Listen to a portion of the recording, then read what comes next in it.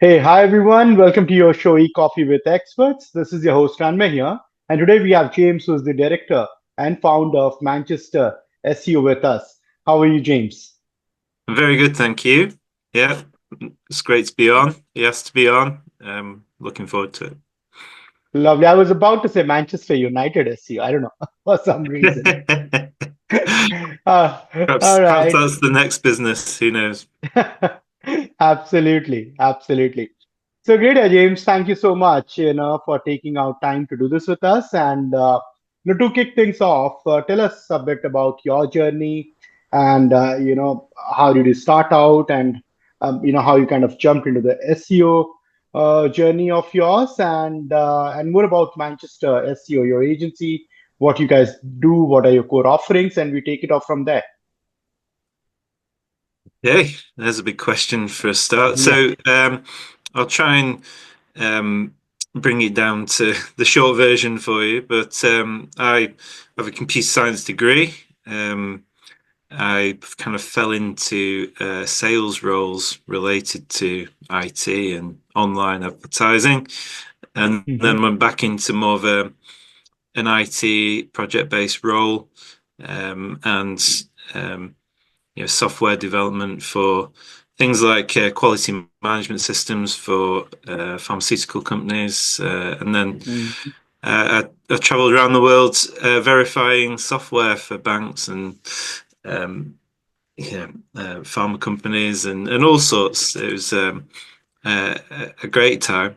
Within in that time, I thought I'd start up an external business, which was a job site for the hospitality industry, and Hmm. I didn't really have much time to look into the SEO side of things, so I paid for an agency to do some work, and nothing really happened, and I didn't really have any visibility over the work done or results or anything like that. So, with the budget dwindling away, I had to start looking into myself, and that was Hmm. kind of my first real Hmm. venture into SEO. And Lovely.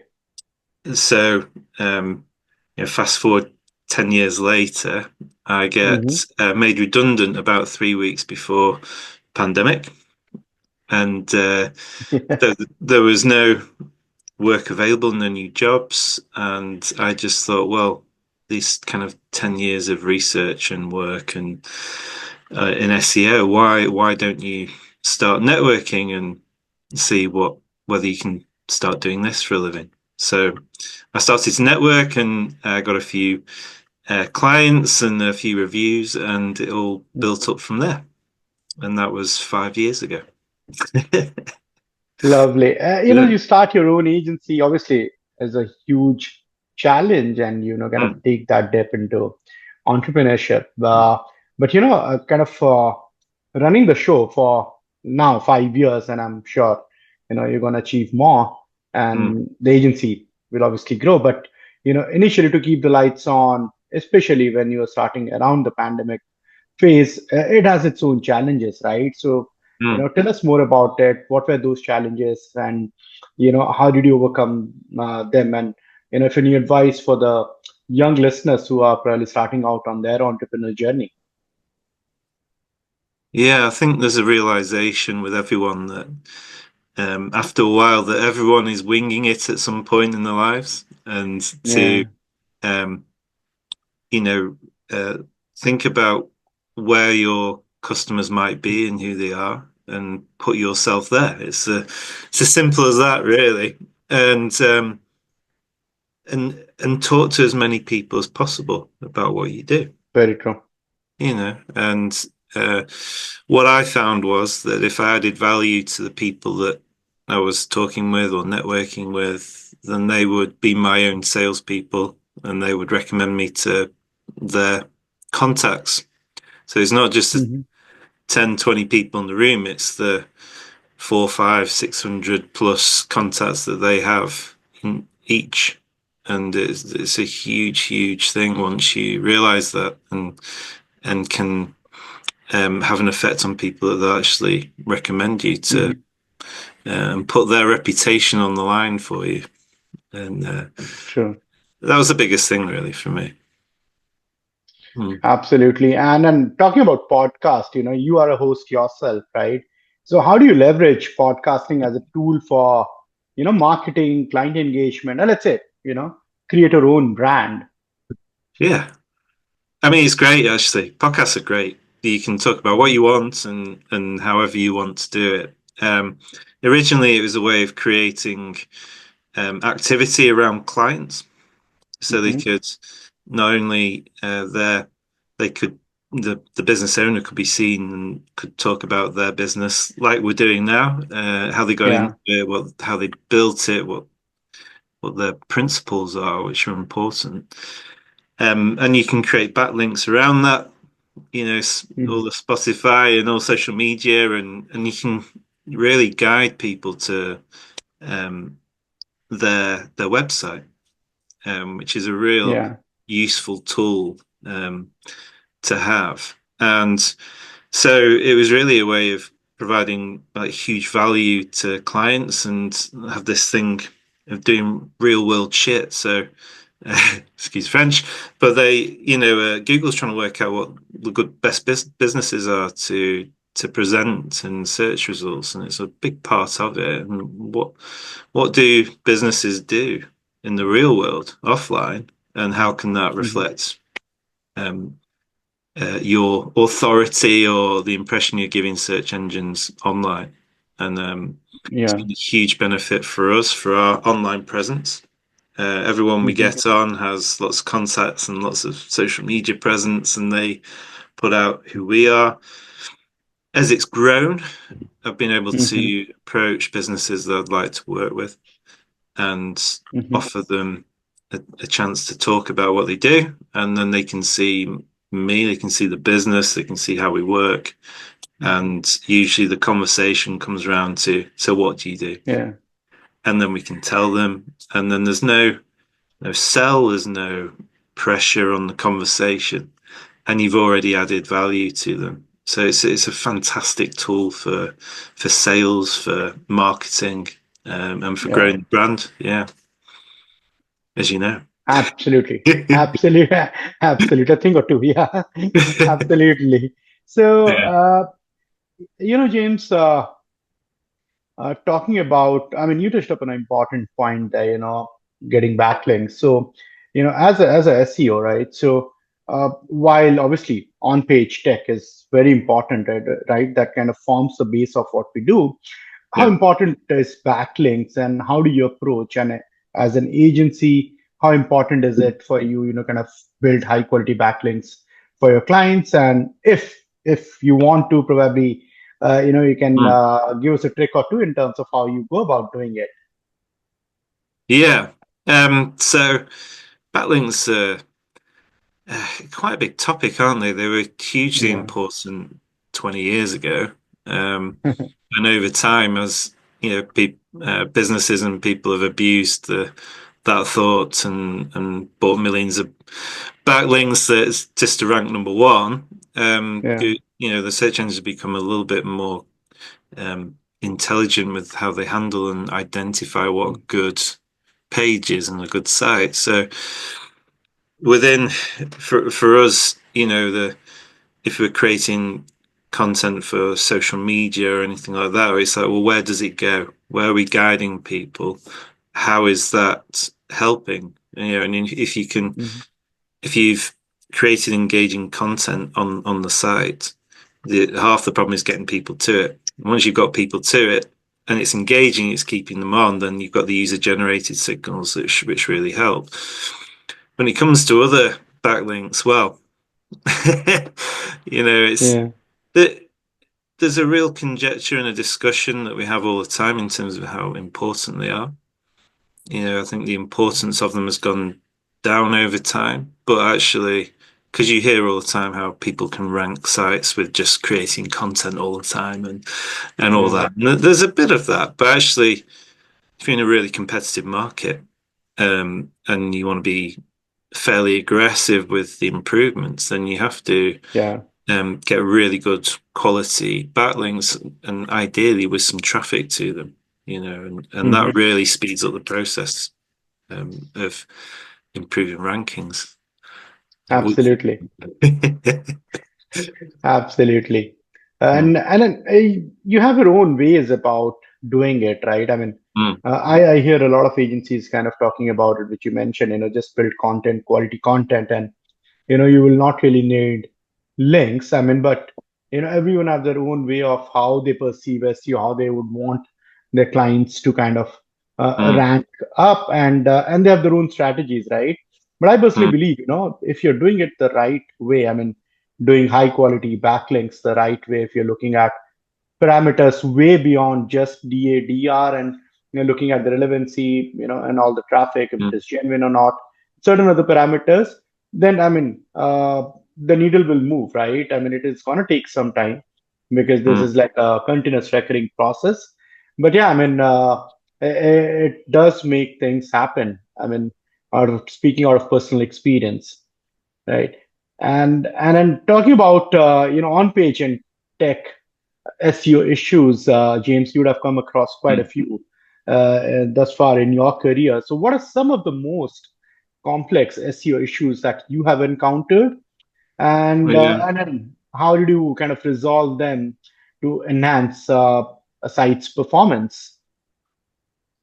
Suppose you're always, if you've been in SEO for any length of time, you'll have probably been invited to look at a redesign of a website. So the site's already been redone and created, um, and what you'll find is that all the URLs are different for the same Hmm. pages, and there's no redirects put in. And then you know that it depends on the technology, but we've had it where they've gone from bespoke PHP sites really fast and quick through Hmm. to WordPress sites which have got a little bit more code on the pages. So you're instantly looking at page speed issues, broken links, redirects that aren't on there, and so Hmm. traffic.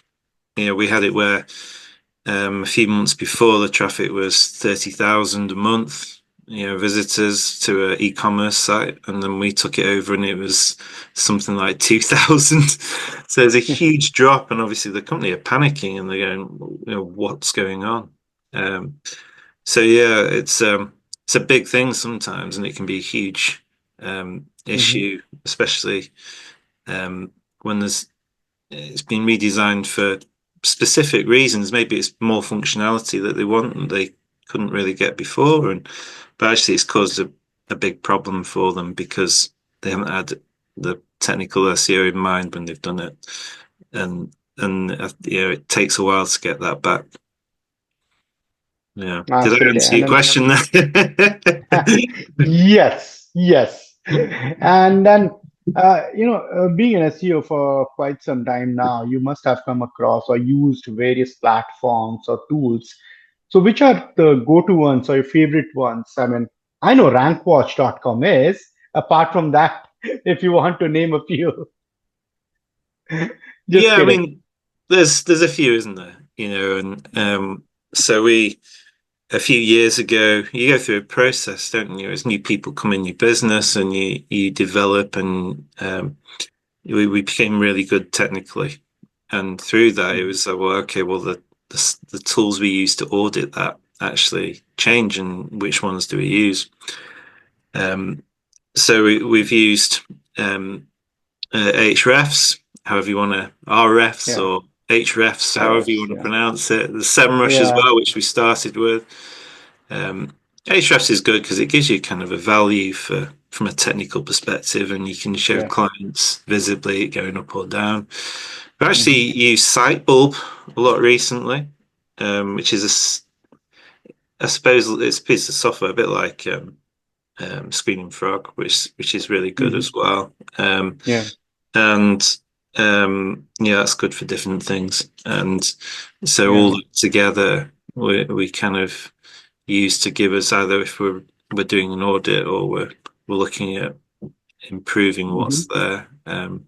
We tend to use those. Obviously, you take in Search Console as well, which is usually it's good because it's amazing since I don't know if anyone else has found this, but since GA4 came out, the the the kind of traffic information that we get is can vary a lot from one platform to another. So we've gone from Hmm. just using one to report back to a client to using them all and giving them the whole picture to say, this is what we see actually, and Yeah, try and give some narration around what's going on. But actually, it's important to bring in other search engines now because we've found more traffic coming from AI searches and from Bing, and there's a few changes to Google, which I think is probably less user friendly currently. Try not to be too yeah. outspoken about it, but you know, uh, user friendliness is something that they always tell us, people that it's important a site's user friendly, but actually, if the whole ecosystem of Google is kind of, I don't know, I suppose for the business user, and if you're trying to attract clients online or people to buy products, I'm not sure it's as user friendly as it used to be. Absolutely. And talking about clients, James, Yeah. 5 years you would have had quite a few clients with whom you would have worked with. So Mm. give us your favorite client story. All right. Yeah, here we go. Yeah. So took there's a few over time. There's an event recruitment company who Mhm, um, we did some work for, and it wasn't much. And so 3 months work, it went from under a couple of hundred visits a month to over 72,000 in 3 months. mhm. And Okay. this was by improving page speed, adding the big thing was schema and Yeah. job schema, and it was a huge, like unbelievable increase. To which I believe we had a massive effect on the growth of the business, which is there. But funnily enough, they stopped without any communication and haven't Yeah. replied to any emails since. So I was, it's one of those things where you do something really amazing and in a short space of time, which True. usually takes a bit longer, doesn't it? But biggest client we took from maybe 5,000 views a month to 25, and Okay. their profits are massive on a monthly basis compared to what they were, and Yeah. that's I love that. It's so for an SEO to have that effect on someone's business, which how far outweighs Yeah. Yeah. their commitment to it financially is amazing. It gives you a lot of warmth in your soul, Yeah. And gives you that good feeling, to make Hmm. businesses happen in terms of doing better. Yeah. A lot of people kind of are dependent on certain businesses, not only the founders but also the employees and Hmm. the other members who kind of are a part of that overall ecosystem or Hmm. structure, right? Well, that makes you happy if you see you have actually made an impact and helped the business grow. I mean, you have there's a situation with an accountancy firm that were getting a lot of traffic to one specific blog, which Hmm. actually was from 2013, and the tax advice was out of date from on that blog, but it was still getting a lot of Hmm. traffic.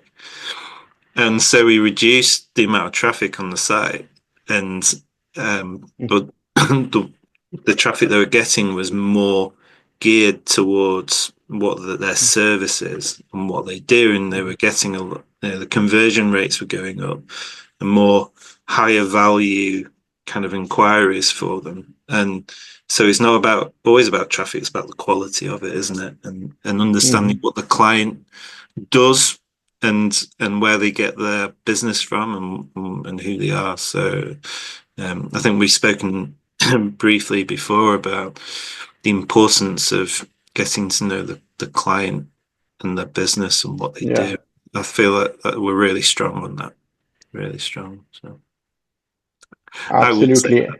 that. Every business owner, would like Yeah. to believe that, right? And it's good. It's good to have Yeah. that confidence, right? I mean, we also feel the same. So, all right, James. And then finally, cannot leave you without asking about something which you also touched upon, during the discussion today, is about AI.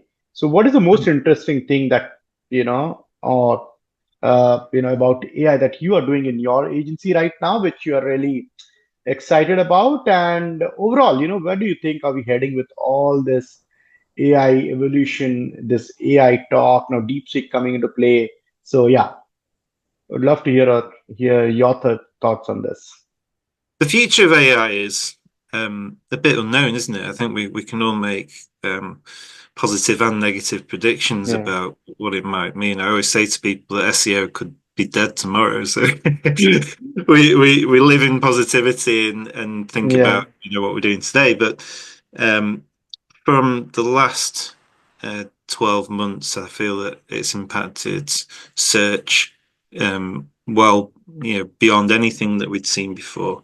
I think quality content has become more important. And if you can Hmm. create quality content that is relates to the client and what they do and is readable and kind of is human generated to a point, Hmm. it's a great tool to create stuff. But actually, with more content on the internet, there's Hmm. Google. We've noticed Google are de-indexing pages a lot more, and it's probably Yeah. because there's so much out there, no traffic. So why should they? So if you're adding to the ecosystem and adding um, to it and bringing traffic to that page, they're more likely to. It's essentially reducing the competition for that Hmm. to rank for those positions. So it gives you a real benefit over others if you can really get your content as good as possible. And then it's like, what does that look like and all that? But we see it as a positive thing for us at the moment, and that can change. But as it moves on, I think you know, who knows? I know that search engines are becoming better at identifying AI generated content, and AI tools are getting better at creating human looking and sounding content. So it's an interesting world, and I feel if you can add more to your conversation for your industry, it's the biggest piece of advice. Content was always king, wasn't it? And it never has Yeah. been more like that than it is now. Definitely. Absolutely. Absolutely. All right. Great, James. This has been a brilliant session. But before we let you go, I would like to play a quick rapid fire. I hope you're game for it. Oh Jesus! Here we go. All right. Your last Google search. Say again. Your last Google search.